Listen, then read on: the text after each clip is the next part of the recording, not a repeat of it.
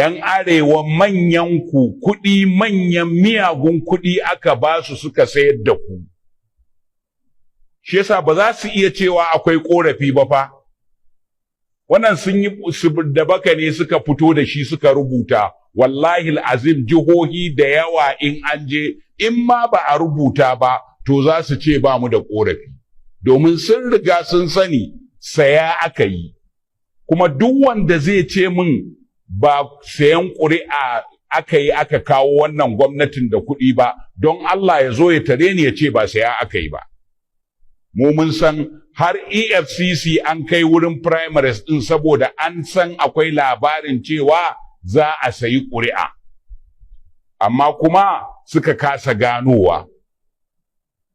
Da haka kenan in kuna so ku ci ribar siyasa nan gaba ‘yan arewa, to manyan ku za ku gayawa.